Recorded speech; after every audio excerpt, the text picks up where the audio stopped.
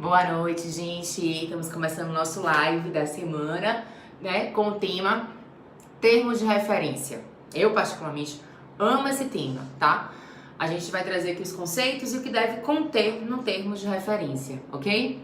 Antes de falar da definição legal do termo de referência, do conceito do termo de referência, o que eu tenho para passar para vocês é que o termo de referência, ele é simplesmente o coração do edital, né? Eu costumo dizer isso. Ele é o anexo mais importante do seu instrumento convocatório e aqui em 30 minutinhos eu vou tentar mostrar para vocês a importância do termo de referência, ok? A definição legal, o artigo 8º, inciso 2º, do decreto 3.555/2008, ele traz a definição do que é o termo de referência. Ele é o quê? Ele é um documento, né, que deverá conter elementos capazes de propiciar a avaliação do custo pela administração diante de um orçamento detalhado, considerando os preços praticados no mercado, a definição dos métodos, a estratégia de suprimento e o prazo de execução. Essa é a definição que eu trago para vocês, legal. Agora vamos para o conceito. Então, fiz um conceito amplo, o meu conceito de termos de referência, ele é o quê? Ele é o documento elaborado a partir dos estudos técnicos preliminares, ou seja, a administração ela faz estudos técnicos preliminar daquilo que ela pretende comprar, daquilo que ela pretende contratar, né? Onde deve conter todos os elementos necessários e suficientes, com nível de precisão adequado para caracterizar o objeto da licitação, assim como as condições de execução do serviço a ser contratado de forma clara e precisa, né? Então, falei para vocês da definição legal e falei para vocês do conceito de termo de referência, ok? Especificação do objeto, tá? O que é que deve conter? Mário, o que é que tem que conter no meu termo de referência? Antes de mais nada, que vai ser o quê? A especificação do seu objeto. Seu objeto vai estar lá definido de forma clara e precisa, né? Eu até me deparei uma vez com termos de referência de um órgão que eu trabalhei por um tempo, que eu fui pega de surpresa, porque tinha um objeto alternado. Vocês já viram isso?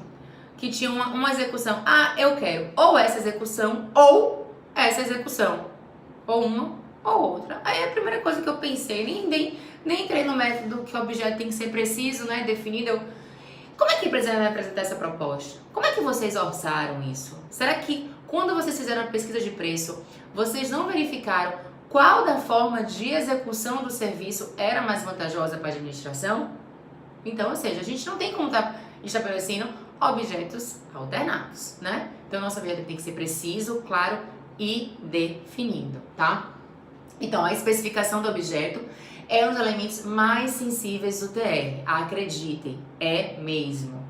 De acordo com a súmula 177 do Tribunal de Contas da União, temos a definição precisa e suficiente do objeto licitado constitui regra indispensável da competição, até mesmo como pressuposto do postulado de igualdade entre os licitantes, do qual é subsidiário o princípio da publicidade, que envolve o conhecimento pelos concorrentes potenciais das condições básicas da licitação, constituindo, na hipótese particular da licitação para a compra, a quantidade demandada, uma das especificações mínimas e essenciais da definição do objeto do pregão. Então, dessa feita, o agente público deve evitar descrições que deixem dúvidas tanto para a administração quanto para os licitantes, bem como que sejam excessivas, né, irrelevantes e desnecessárias. Excessivas para vocês não estarem onerando ou não estarem, inclusive, direcionando aquele objeto para uma determinada empresa que atenda, né, que só tinha no mercado uma empresa que atenda aquela especificação da forma como você colocou. Então, o primeiro item que tem que conter no seu termo de referência é o que? A especificação do objeto. A gente pensa que é simples, mas como eu falei aqui, não é tão simples. Infelizmente, a gente vê alguns órgãos que têm alguns erros na especificação do objeto. Então, por isso, pregoeiros ou presidentes de comissão de licitação, tenham cuidado na especificação do seu objeto, né, no seu termo de referência. Então, atenção! Muito interessante essa atenção que eu vou falar para vocês agora. Deve-se buscar criar catálogos eletrônicos, padronizando os objetos e especificações dentro da unidade administrativa, que é o procedimento que está previsto no artigo 5º, né, do projeto de lei 6.814/2017, que trata da nova lei de licitações e contratos, ok? Esse catálogo, gente, eletrônico, ele já está previsto na Lei das Estatais, a 13.303, no seu artigo 63.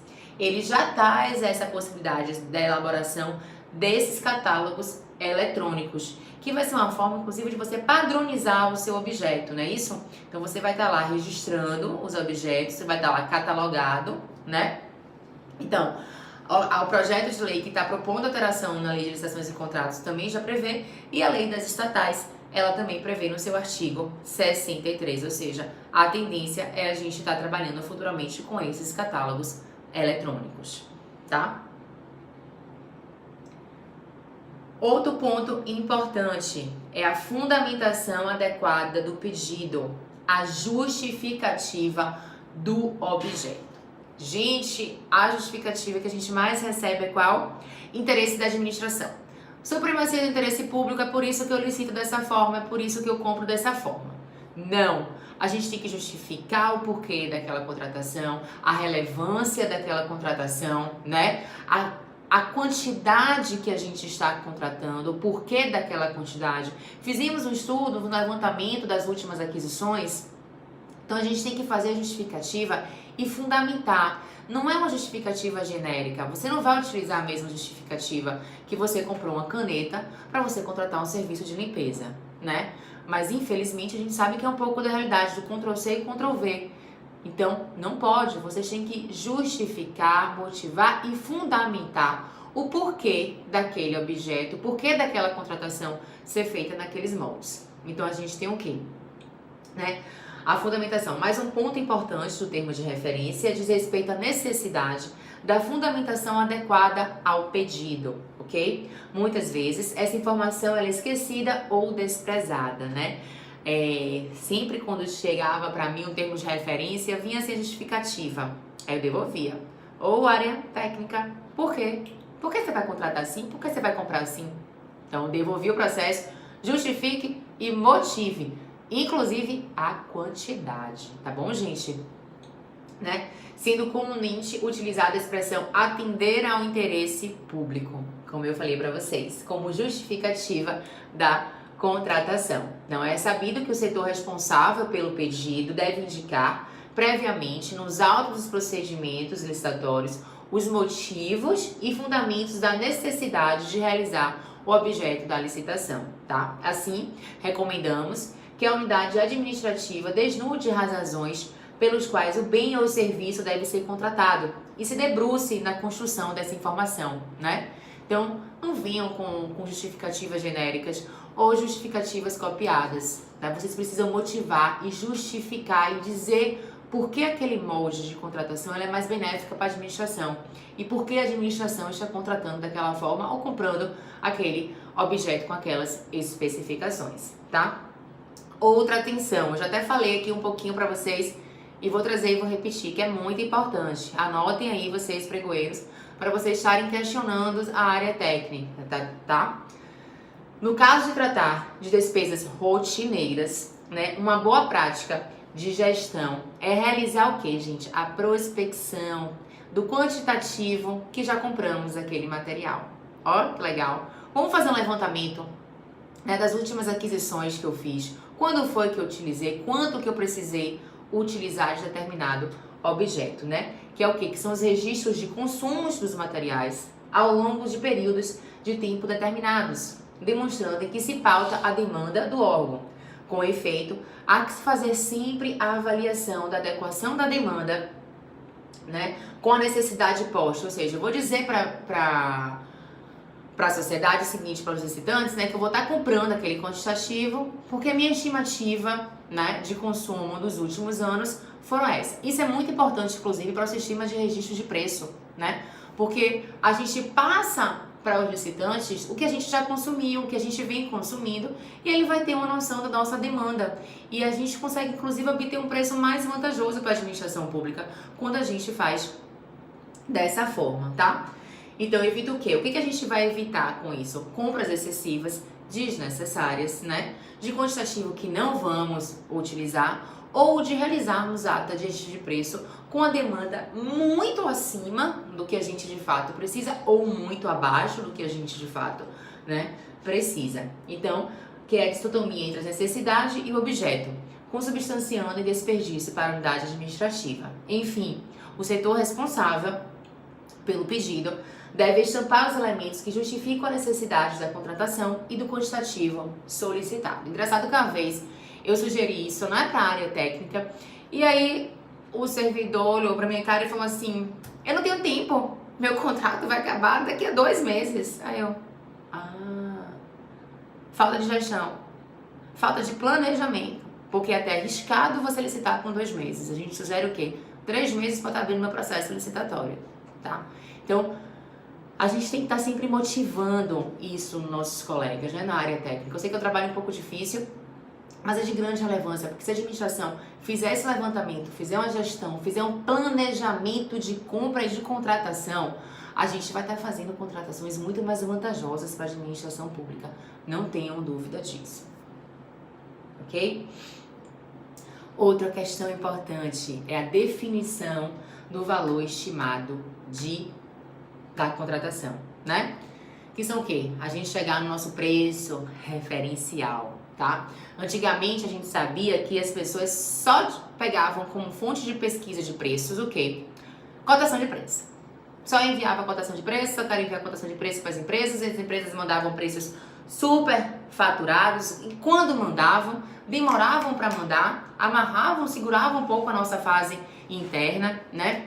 E aí, o Tribunal de Contas, tá? Conforme o Acordo 265 de 2010, consagrou o entendimento de ampliar essas pesquisas de preço, né? Diversificar as fontes de pesquisas de preços, procedimento, e criou o que, gente? O que a gente chama de cesta de preços aceitáveis, né?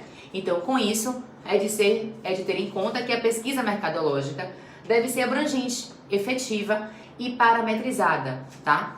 Então, eu vou trazer aqui para vocês, a gente trouxe o quê? 4, que são ordens sequenciais, certo, gente? Que é o quê? O painel de preços, disponível no endereço eletrônico, né? Do site do Ministério do Planejamento, tá? A gente vai pegar o quê? Contratações similares de outros entes públicos que têm um objeto similar, ok? Então, a gente vai pegar esses objetos similares, vai pegar os preços praticados em outros órgãos públicos e vamos utilizar como preço referencial. Esse, particularmente, eu gosto muito, mas a gente tem um probleminha ao utilizar essa pesquisa de preço.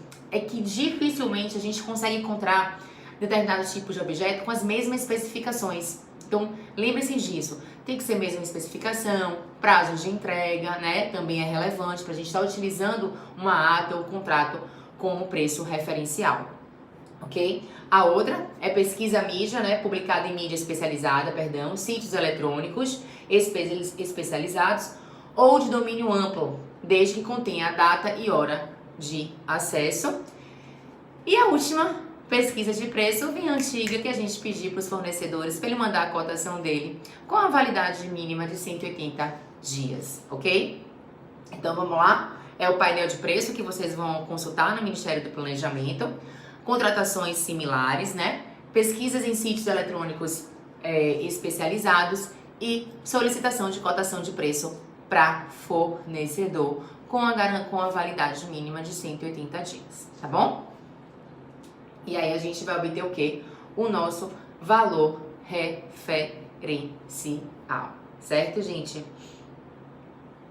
Então a gente já falou aí, ó, de 3 itens que deve conter no nosso termo de referência. Vamos para o 4º item, que é a dotação orçamentária. A administração tem que dizer, olha, eu tenho um dinheiro aqui reservado para essa contratação, vai ser nessa fonte, então pode licitar que eu tenho como pagar, ok? Só tem uma coisinha, um detalhe que eu chamo a atenção para vocês. o sistema de registro de preço é facultativo. A gente não precisa ter dotação orçamentária na fase interna. Então, nas licitações realizadas pelo sistema de registro de preços, fica dispensada, a reserva de dotação na fase interna do processo, conforme previsto no parágrafo 2º do artigo 7º do Decreto 7.892, o qual consignou expressamente que no sistema para registros de preços é desnecessário indicar a dotação orçamentária, porquanto somente será exigida para a formalização do contrato ou do instrumento hábil, ok? Então a gente só vai precisar de dotação orçamentária quando se tratar de sistema de registro de preço na fase de contratação, não na fase interna, né? Eu sei uma realidade, engraçado, que muita gente utiliza, muito órgão utiliza o sistema de registro de preço, inclusive porque ele não precisa da gente apresentar dotação orçamentária e também porque a gente não tem ideia e não conseguiu oferir um quantitativo estimado daquela aquisição, né? Mas isso é errado. O sistema de registro de preço ele não veio para isso, tá? Esse tipo de situação que eu falei para vocês, ela caracteriza o quê? Uma falta de planejamento, uma falta de gestão daquele órgão, tá? Outro item que tem que conter, né, tem que constar no nosso termo de referência, é condições de habilitação, a qualificação técnica e financeira. Isso é muito importante, porque algumas vezes eu vejo lá minhas pregoeiras discutindo com a área técnica. Mas de quem é a responsabilidade de me falar qual a qualificação técnica que vai ser exigida? É da área técnica. A área técnica vai ter que me dizer o que ela quer de atestado, se ela vai dizer o que vai pontuar índices de maior relevância, ela tem que dizer inclusive o porquê que aqueles itens vão ser analisados, né, vão ter maior relevância, quantitativo mínimo, se for pedido nos atestados, ela vai ter que justificar também. Se precisa ter registro em conselhos, ela vai ter também que dizer o porquê dos registros no conselho. Mas é a área técnica que vai me dizer a qualificação técnica necessária a ser apresentada pelas empresas licitantes. A mesma coisa é a qualificação financeira. O balanço vai pedir patrimônio líquido, né, garantia contratual e por aí vai, ok?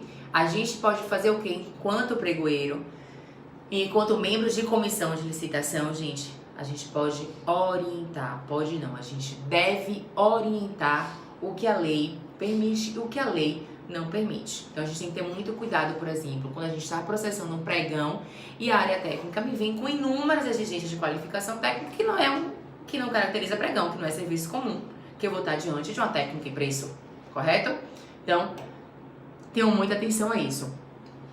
É no termo de referência que vai me dizer o que é que a empresa licitante precisa me apresentar de qualificação técnica e qualificação financeira. A responsabilidade é da área demandante e não do pregoeiro. A responsabilidade do pregoeiro é apenas garantir que aquelas exigências elas são motivadas, elas estão justificadas e elas não estão direcionando e nem restringindo a competitividade do processo licitatório.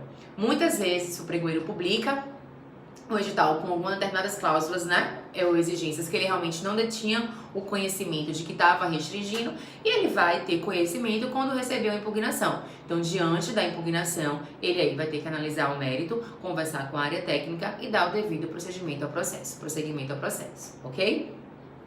Outro item que tem que constar no nosso termo de referência é a forma de apresentação da proposta, né? Vai ter lá que me dizer, eles vão ter que me falar como é que eles querem, quais informações que eles querem que apresente na proposta. Então eles vão lá me apresentar detalhadamente, direitinho. Lembrando que eu sugiro isso, inclusive, no meu curso de pregão eletrônico. Eu tenho dois momentos de apresentação da proposta, né? Eu tenho a proposta que ela é eletrônica, aquela que ele vai lá inserir, eu vou dizer quais são as informações que eu preciso naquele momento, até para levar eles para disputa, e depois a proposta física que será enviada pela empresa arrematante, tá? Então a gente tem que prever isso direitinho no termos de referência e no nosso instrumento convocatório, tá bom? Vamos para o nosso sétimo. Qual é a outra condição que tem que constar no nosso termo de referência?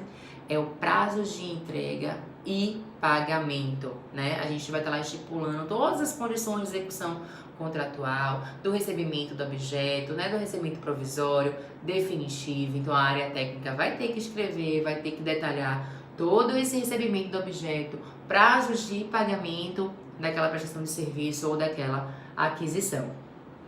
Um outro item, vamos, condições de recebimento do objeto que eu falei, fiscal e gestor de contratos. Muito importante. Tem que constar no seu termo de referência quem vai ser o fiscal e quem vai ser o gestor do contrato, né?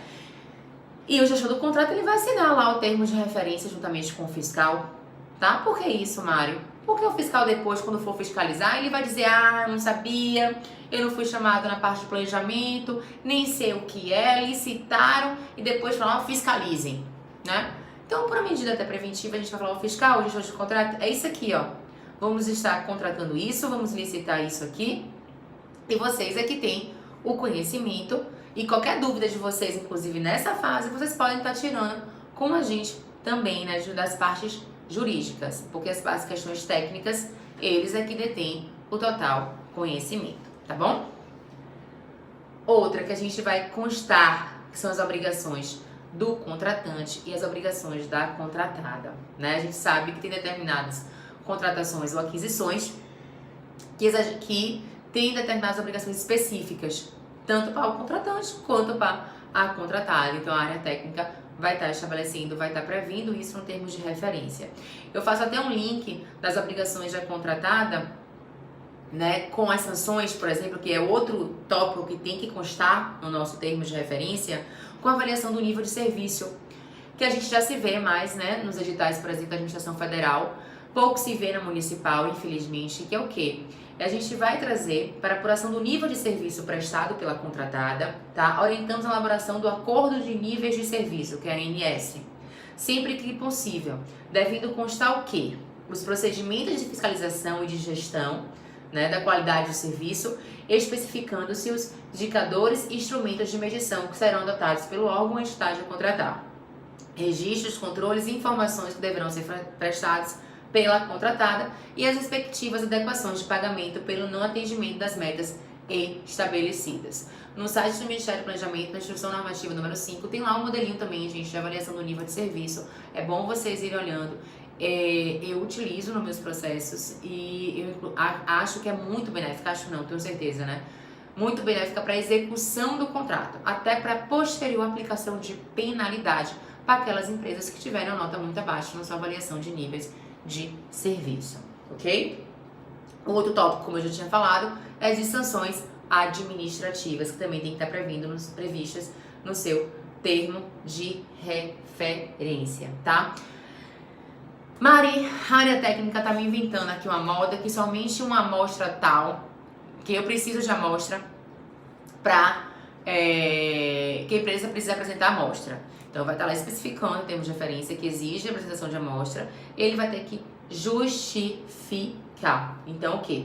A exigência de amostras é um procedimento altamente benéfico para a concretização de boas aquisições, desde que seja justificável e a sua apresentação indispensável, ok? A sua vantajosidade para a administração. Todavia, a gente não há qualquer previsão expressa na lei, né, acerca de amostras. Desta feita, o regramento deve ser disciplinado no instrumento convocatório. E, por fim, vou trazer aqui para vocês o posicionamento da doutrina e da jurisprudência, que é o quê?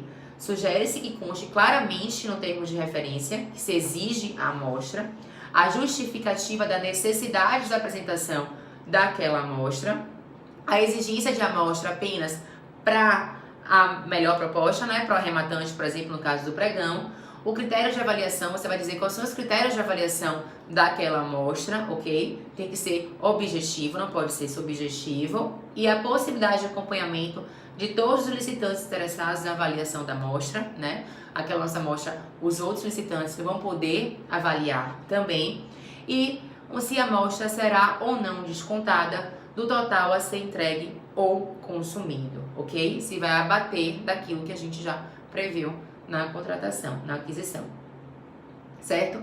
Eu trouxe aqui uma atenção para vocês, pra gente ir encerrando o nosso live da semana de termo referência. Trouxe duas atençõezinhas que eu acho muito importantes, né?